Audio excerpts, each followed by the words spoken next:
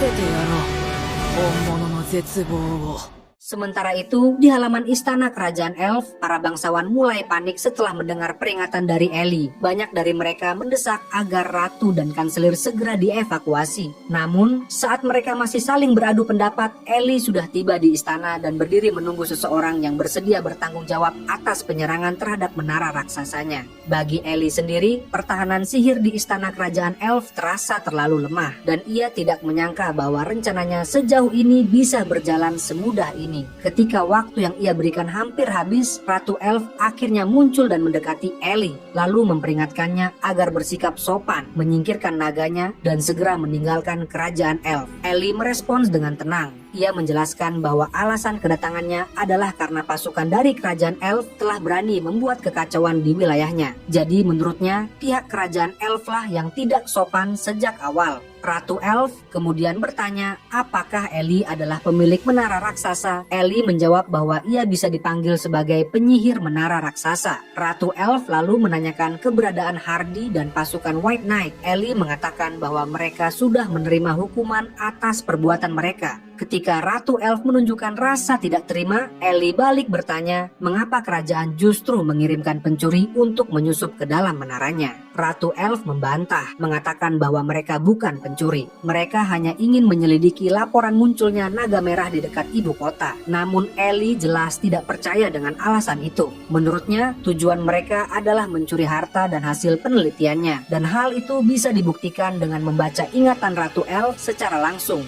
Mendengar pernyataan tersebut, Ratu Elf langsung pucat dan mulai ketakutan. Saat Ellie maju selangkah mendekatinya, pasukan kerajaan berusaha melindungi Ratu Elf, namun semua itu sia-sia. Ellie segera mengaktifkan mantra Sacer Arbor, menciptakan pohon monster mengerikan dengan akar-akar tajam yang langsung menusuk tubuh para prajurit kerajaan. Ellie menjelaskan bahwa mantra tersebut adalah sihir kelas strategi yang mampu memunculkan monster berbentuk pohon dengan wajah mengerikan. Monster itu terus tumbuh dengan menyerap darah dan daging, dan siapapun yang mendekat akan dibunuh. Melihat kejadian tersebut, sebagian pasukan Elf mulai ketakutan dan tidak berani ikut campur. Sementara itu, Ratu Elf mencoba melarikan diri dengan panik, namun tidak berhasil. Ellie langsung menggunakan mantra Thorn Binding untuk mengikat tubuh Ratu Elf. Dengan begitu, ia bisa membaca ingatannya tanpa hambatan. Karena Ratu Elf terus berteriak, Ellie pun mengaktifkan mantra Silent, dan kini ia dapat membaca ingatan tersebut dengan tenang tanpa gangguan apapun. Setelah membaca ingatan sang Ratu Elf, Ellie benar-benar merasa tidak nyaman. Ia kemudian memberitahu Ratu Elf bahwa dirinya juga merupakan seorang manusia yang sedang mempelajari sihir jauh di bawah tanah. Sebagai sesama manusia, Ellie merasa marah atas perlakuan kasar terhadap umat manusia di dunia ini. Karena itu, ia meminta agar sistem perbudakan di kerajaan Elf dihapuskan dan semua manusia yang ada akan ia urus sendiri. Ellie juga akan mengirim seseorang untuk menjemput mereka dan melakukan evakuasi. Jadi ia meminta sang ratu memastikan agar proses tersebut berjalan lancar. Sebagai peringatan, jika sang ratu menentangnya atau ada ras Elf yang berani melawan, Ellie akan membunuh mereka sebagai makanan untuk naganya. Dengan ini, Ellie juga mendeklarasikan kemerdekaan bagi manusia yang berada di bawah kerajaan Elf. Singkat cerita, di Dungeon Abyss, Ellie telah memberikan laporan hasil ingatan sang ratu Elf kepada Light. Menurut Ellie, informasi yang diperolehnya sama seperti yang dikatakan Hardy sebelumnya. Namun setidaknya ia mendapat percakapan mengenai pertemuan rahasia yang diadakan kerajaan Nine setiap 4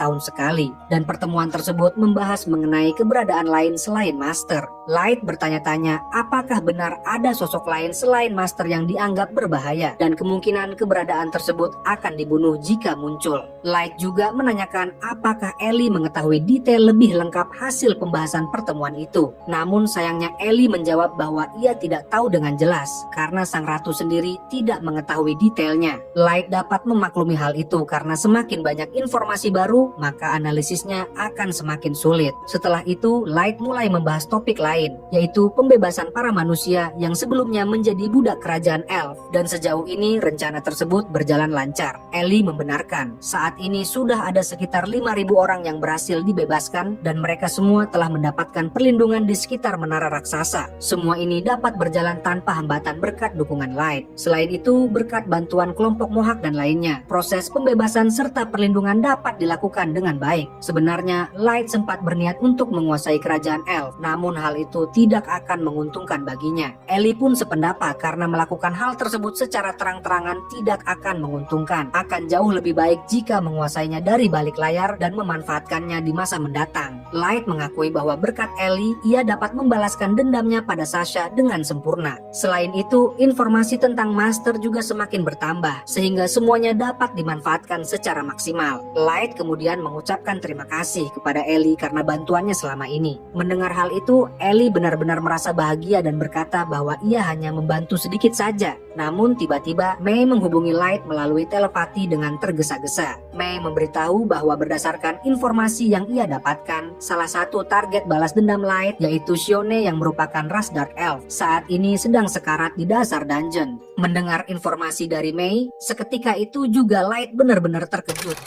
Negara Dark Elf terdiri dari 100 pulau besar dan kecil yang terletak di bagian selatan benua. Negara ini dikenal aktif dalam bidang penelitian sihir, farmasi, dan metalurgi. Bahkan, mereka memberikan dukungan penuh kepada siapapun yang memiliki pencapaian besar, termasuk menyediakan satu pulau khusus sebagai fasilitas penelitian. Salah satu peneliti yang mendapatkan fasilitas tersebut adalah Sion, seorang Dark Elf yang juga menjadi target balas dendam Light. Saat ini, Sion sedang memulai eksperimen barunya. Ia terlebih dahulu mengingatkan para peneliti lain agar tidak membiarkan detail penelitiannya bocor keluar. Setelah memastikan semuanya siap, Sion pun mulai melaksanakan eksperimen gilanya. Di hadapannya terdapat seorang pria yang menjadi subjek percobaan, dan tanpa ragu Sion menyayat serta menusuk perut pria itu sekali. Peneliti yang berada di dekatnya hanya bisa terpaku, merasa ngeri melihat ekspresi Sion yang sama sekali tidak berubah meski sudah membunuh banyak manusia. Ia juga tidak mengerti mengapa tidak ada satupun peneliti berani melaporkannya kepada ketua penelitian. Ketika melihat peneliti itu terdiam,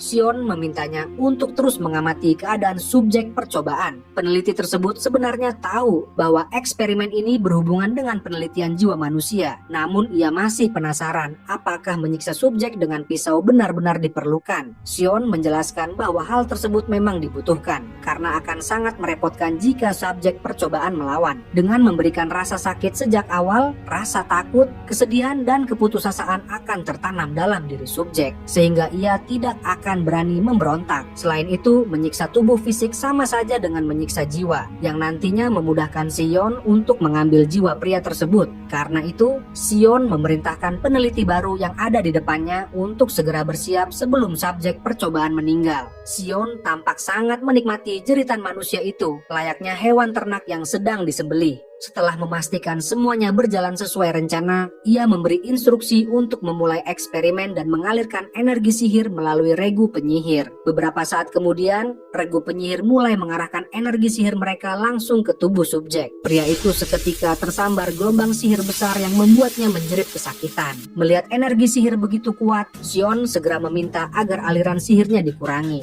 Namun, ia terkejut karena energi tersebut tidak berkurang sama sekali. Peneliti di sebelahnya juga kebingungan.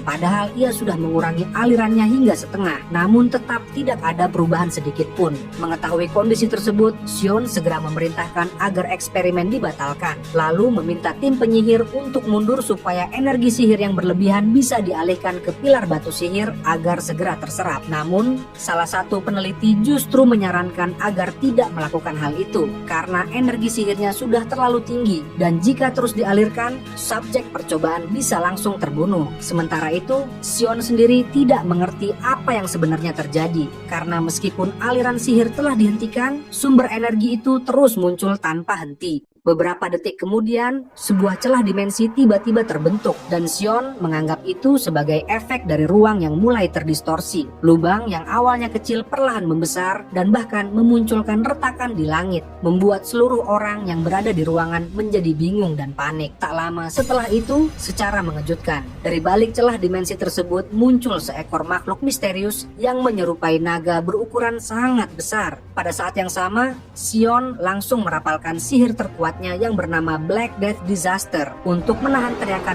auman naga tersebut. Auman dari naga itu langsung menghabisi semua orang di ruangan itu dalam sekejap, kecuali Sion yang masih berdiri dan terkejut kenapa hanya dirinya yang selamat. Sang naga tampak terheran-heran karena masih ada seorang penyihir yang mampu bertahan dari serangannya, dan hal itu justru membuatnya semakin tertarik. Kemudian naga tersebut memperkenalkan dirinya sebagai naga jiwa, sang penguasa mutlak dari semua jiwa. Menurutnya, siapapun yang mendengar aumannya akan kehilangan jiwa mereka tanpa terkecuali.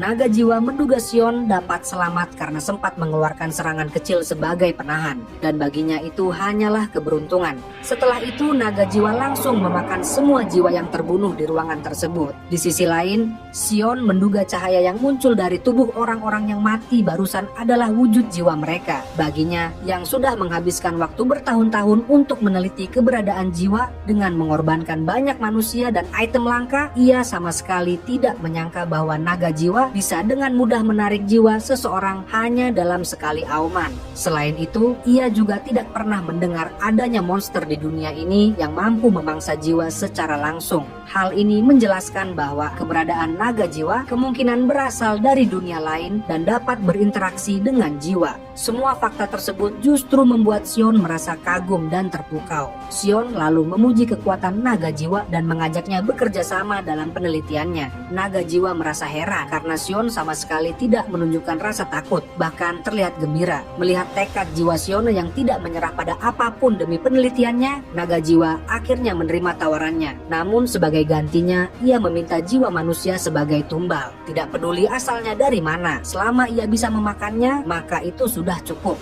Naga jiwa kemudian menanyakan apakah Sion tidak menganggap rekan penelitinya atau sesama warga negaranya berharga. Sion menjawab selama pengorbanan dibutuhkan demi kemajuan penelitiannya, siapapun itu tidak masalah. Mendengar jawaban tersebut membuat naga jiwa semakin tertarik pada dirinya. Sebagai permulaan, naga jiwa ingin menguji keberanian Sion untuk melihat apakah tubuhnya benar-benar mampu menampung kekuatan yang akan ia berikan. Detik berikutnya, seluruh gedung penelitian memancarkan kilatan cahaya yang begitu besar hingga mengguncang seluruh pulau. Sementara itu di Dungeon Abyss, Mei melaporkan kepada Light bahwa salah satu target balas dendamnya, yaitu Sion, kemungkinan besar telah mati. Mendengar kabar itu, Light segera meminta penjelasan lebih lanjut karena ia masih belum memahami situasinya sepenuhnya. Mei kemudian menjelaskan bahwa tempat penelitian yang dipimpin oleh Sion tiba-tiba berubah menjadi sebuah dungeon. Dalam dunia ini terdapat dua jenis dungeon. Jenis pertama adalah dungeon yang menjadi tempat tinggal monster dan sudah ada sejak peradaban kuno yang telah musnah. Sedangkan jenis kedua adalah dungeon yang terbentuk karena keberadaan inti dungeon. Dan jenis inilah yang paling sering muncul saat ini. Monster di dalam dungeon tidak pernah berkurang karena dungeon biasanya muncul di wilayah pegunungan atau laut, sehingga sulit diawasi dengan baik. Selain itu, kasus bangunan berubah menjadi dungeon sangat jarang terjadi, dan hingga kini penyebab pastinya masih belum diketahui. Light kemudian teringat sebuah kisah lama tentang seorang petualang yang pernah terbangun di dalam dungeon, dan ia tidak menyangka situasi serupa kini menimpa Sion. Mei menjelaskan bahwa semua informasi ini ia dapatkan dari komunikasi darurat antar pedagang yang berada di sekitar wilayah tersebut. Saat ini masih belum jelas apa yang menyebabkan tempat penelitian Sion berubah menjadi dungeon. Namun negara Dark Elf telah mengirim para penyelidik untuk menyelamatkan para peneliti yang kemungkinan masih hidup di dalamnya. Masalahnya, dungeon tersebut tampaknya sangat sulit ditaklukkan, sehingga para penyelidik yang kurang berpengalaman kesulitan untuk menembusnya. Lebih buruk lagi, efek munculnya dungeon ini menyebabkan aktivitas gunung berapi bawah laut di sekitar pulau meningkat, yang dapat memicu letusan sewaktu-waktu. Karena situasi semakin berbahaya, dungeon tersebut harus segera ditaklukkan sebelum terjadi bencana yang lebih besar. Oleh sebab itu, negara Dark Elf telah memasang quest di Serikat Petualang dan sedang mencari petualang berpengalaman untuk membantu. Mendengar informasi tersebut, Light mengucapkan terima kasih kepada Mei. Dengan begitu, ia kini memiliki alasan yang jelas untuk ikut serta sebagai party Black Mass dalam misi penaklukan dungeon tersebut. Karena bagaimanapun juga, ia tidak akan membiarkan target balas dendamnya dihabisi oleh monster. Di sisi lain, Ellie berpendapat bahwa dengan reputasi yang dimiliki party Black Mask, Light seharusnya akan mudah diterima dalam misi ini.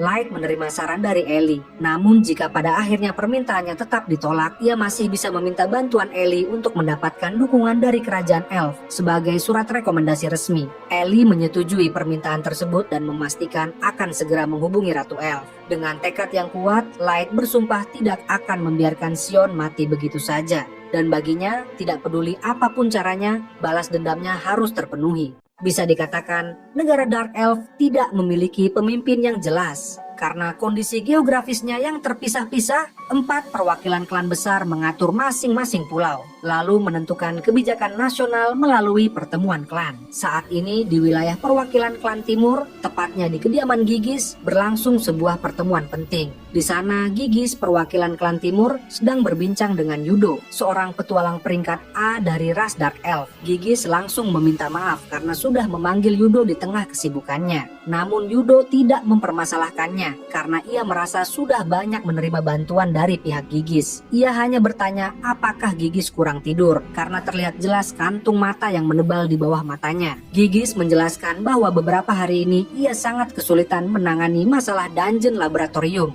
Apalagi 3 klan lainnya menolak ikut membantu, sehingga beban pekerjaan semakin menumpuk. Karena itu, ia memanggil Yudo, yang dikenal sebagai Magic Collector, Dark Elf terkuat sekaligus petualang peringkat A. Ia menawarkan sebuah tugas sederhana, yaitu menangani laboratorium yang secara tiba-tiba berubah menjadi dungeon. Namun mendengar julukan itu, wajah Yudo terlihat kesal. Ia tidak suka disebut Magic Collector karena terdengar seolah-olah dirinya hanya bergantung pada item sihir. Ia sudah lama membenci sebutan tersebut. Gigis buru-buru meminta maaf, mungkin akibat kurang tidur ia bicara tanpa berpikir. Yudo pun masih tidak mengerti bagaimana julukan itu bisa tersebar luas dan hal itu membuatnya semakin jengkel. Gigis kemudian memperjelas alasannya memanggil Yudo. Ia berkata tidak ada petualang lain yang memiliki keterampilan sebanding dengannya. Selain itu, Yudo juga menggunakan item sihir kelas atas yang membuatnya hampir mustahil dikalahkan. Bahkan sebanyak apapun pasukan White Knight dikirim, mereka tidak akan mampu berdiri melawan Yudo. Yudo menyetujui ucapan Gigis. Baginya, tanpa item sihir sekalipun, ia dan anggota partinya tidak akan kalah melawan White Knight. Item sihir hanya menjadi jaminan tambahan untuk meningkatkan kemampuan. Ia bahkan memastikan sendiri akan menghancurkan White Knight. Gigis mengangguk karena ia tahu keinginan tersebut sudah ada dalam diri Yudo sejak lama, bahkan sejak ayahnya masih hidup. Dulu, parti Island Spear yang dipimpin ayah Yudo pernah mengalami kekalahan besar melawan White Knight. Kekalahan itu mengejutkan seluruh negara Dark Elf. Padahal Island Spear dikenal sebagai parti paling berbakat pada masanya. Namun Hardy yang merupakan pemimpin White Knight bahkan tidak mengalami luka sedikit pun dalam pertarungan itu. Yudo memahami kisah tersebut. Sejak kekalahan itu, parti Island Spear dibubarkan dan ayahnya pensiun sebagai petualang, bahkan sebelum ia lahir. Karena itulah Yudo tumbuh besar dengan cerita tersebut dan menyimpan dendam yang sama. Kini, ia tidak sabar memenuhi keinginan orang tuanya yang telah tiada, serta menghancurkan White Knight dengan tangannya sendiri. Selain itu, ia juga ingin bertarung melawan seseorang yang mampu memaksanya mengeluarkan seluruh kekuatannya. Gigis selalu menyinggung soal kerajaan Elf tempat White Knight berada dan menanyakan apakah Yudo tahu informasi terbaru mengenai mereka. Namun Yudo mengaku sama sekali belum mendengarnya, sehingga Gigis pun melanjutkan penjelasannya. Dari informasi yang ia dapatkan, muncul sebuah negara manusia yang dipimpin oleh para penyihir menara raksasa, dan sepertinya mereka telah menjalin hubungan diplomatik dengan kerajaan Elf. Yudo masih tidak paham. Bukankah itu seharusnya kerajaan manusia? Gigis menjawab bahwa itu bukanlah kerajaan manusia seperti biasanya. Negara tersebut merupakan negara baru yang diciptakan oleh para penyihir menara yang menyerukan kemerdekaan mutlak bagi ras manusia. Mengetahui hal itu, Yudo semakin tidak habis pikir. Ras Elf terkenal dengan harga diri yang tinggi. Mana mungkin mereka mau menjalin hubungan diplomatik dengan manusia? Gigis juga kurang memahami alasan dibalik kerjasama tersebut. Namun yang jelas, hubungan itu benar-benar telah terjalin dan hal ini perlu dipertimbangkan lebih jauh. Yudo kemudian berpendapat bahwa para penyihir menara mungkin saja memiliki gift karena tidak mungkin ras Elf yang kuat justru mau berhubungan dengan makhluk lemah seperti manusia tanpa alasan. Mendengar itu, Gigis teringat bahwa tempat penelitian yang kini berubah menjadi dungeon sebelumnya sedang meneliti sebuah gift yang hanya bisa dimiliki oleh ras manusia. Penelitian tersebut bertujuan untuk memindahkan gift manusia ke tubuh ras lain. Yudo langsung memahami penelitian yang dimaksud karena dialah yang menculik para manusia tersebut dan memberikan dana sponsor kepada Sion. Sayangnya, sekarang tempat penelitian itu telah berubah menjadi dungeon. Padahal menurutnya penelitian itu sangat menarik, namun kini semuanya hilang. Mendengar pengakuan itu, Gigis akhirnya menyadari bahwa Yudo memiliki keterkaitan dengan kasus yang sedang ia selidiki. Yudo juga tahu bahwa manusia yang memiliki gift disebut-sebut sebagai master, sehingga ia bertanya kepada Gigis apakah ia mengetahui hal tersebut. Namun Gigis mengaku baru pertama kali mendengarnya. Karena tidak mendapatkan jawaban, Yudo pun meminta maaf karena telah mengucapkan hal yang mungkin terdengar aneh. Setelah mengobrol terlalu lama, Gigis menyarankan agar Yudo meminta informasi tentang dungeon langsung kepada pihak Serikat Petualang dan bekerja sama dengan mereka. Mendengar saran itu, Yudo menerima tugas dari Gigis dan akhirnya memutuskan untuk kembali ke rumahnya. Di perjalanan pulang, Yudo merasa bahwa Gigis sebenarnya menyembunyikan sesuatu tentang para master. Selama ia berpetualang, ia pernah mendengar rumor mengenai manusia yang memiliki kekuatan luar biasa. Namun hingga kini, ia masih belum benar-benar memahami apa sebenarnya yang dimaksud dengan master tersebut. Setibanya di rumah, Yudo disambut oleh kedua rekan partinya,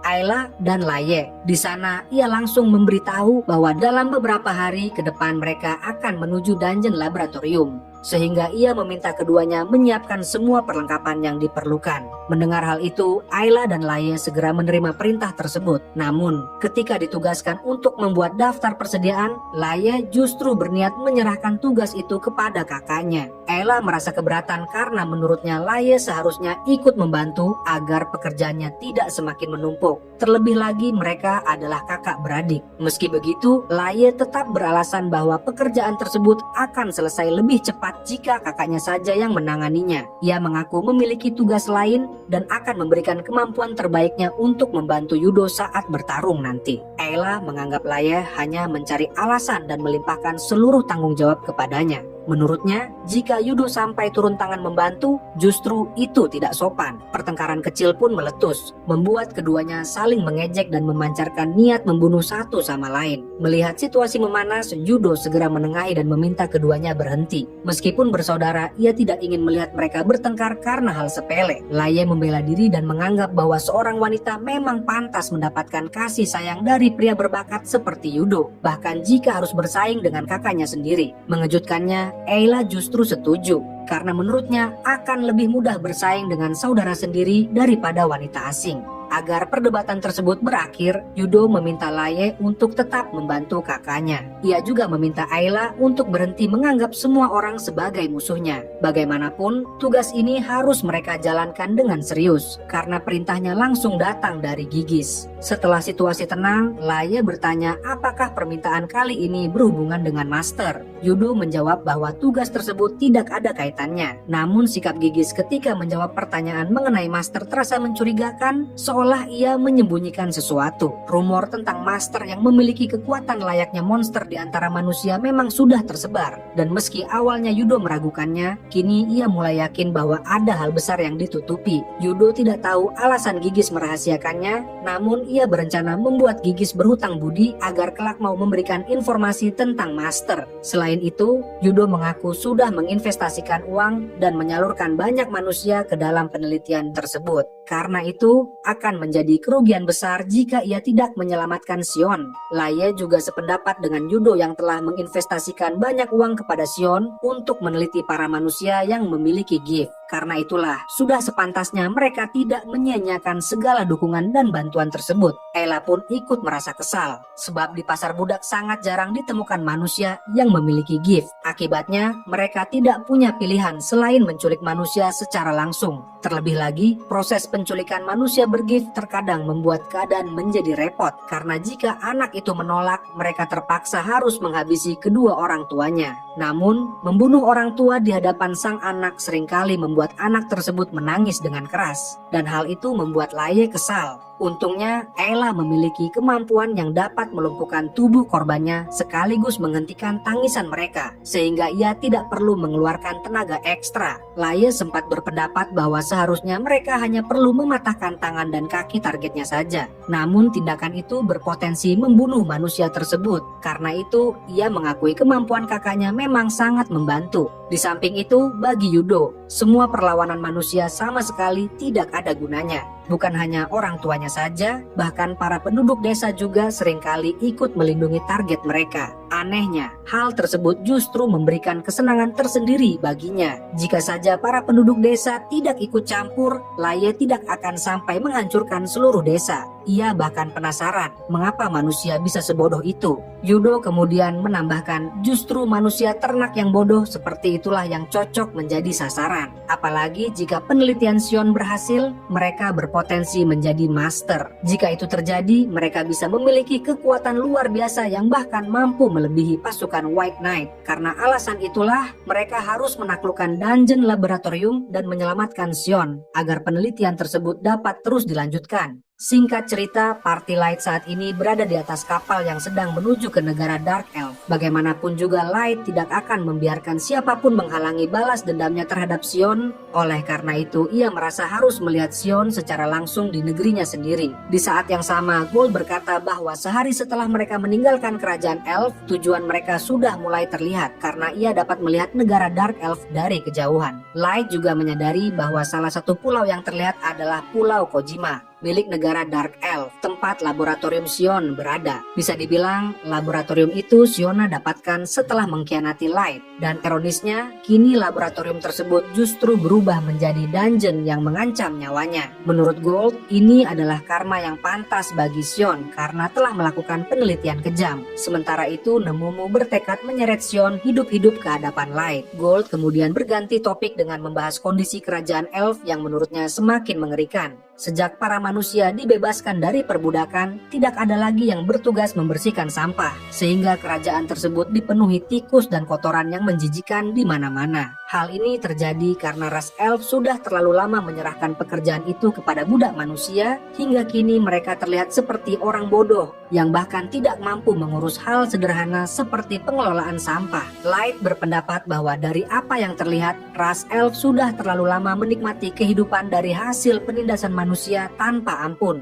Gold menganggap semua itu sebagai karma yang pantas diterima ras elf. Bagi Light, bahkan serikat petualang pun tidak bisa berbuat banyak. Namun bagi Nemumu, situasi tersebut menguntungkan. Karena berkat keadaan itu, mereka bisa mendapatkan surat rekomendasi dari serikat Dagas dan berangkat menuju negara Dark Elf dengan kapal. Namun Nemumu merasa bahwa perjalanan menggunakan kapal hanya membuang waktu lebih banyak dibandingkan menggunakan sihir. Dan ini membuat Light menunggu semakin lama. Karena itu, ia berniat meminta kapten kapal untuk berlayar lebih cepat. Gold lalu menegur Nemumu agar tidak tergesa-gesa karena ini adalah pengalaman pertama mereka menaiki kapal dan akan lebih baik jika perjalanan ini dinikmati. Nemumu memprotes karena perjalanan mereka bukan untuk liburan, tapi Gold beranggapan bahwa bersikap santai akan jauh lebih baik, apalagi agar mereka bisa menggunakan kekuatan di waktu yang tepat. Light setuju dengan Gold karena bagaimanapun waktu sangat penting agar rencana mereka tidak gagal. Namun mereka juga tidak boleh terlalu santai. Akan lebih baik jika tetap tenang dan mengikuti rencana dengan sempurna. Saat Gold dan Nemumu mulai bertengkar dan saling menghina, Light segera menegaskan bahwa mereka hampir tiba di tujuan. Ia meminta semuanya bersiap terlebih dahulu. Tidak lama kemudian, kapal akhirnya tiba di pelabuhan Pulau Kojima, tempat pusat penelitian Sion berada. Namun ketika melihat pemandangan indah yang terpampang di depan mata, Light justru merasa bahwa Pulau Kojima lebih cocok disebut sebagai tempat liburan daripada lokasi penelitian rahasia. Itu saja untuk pembahasan cerita kali ini.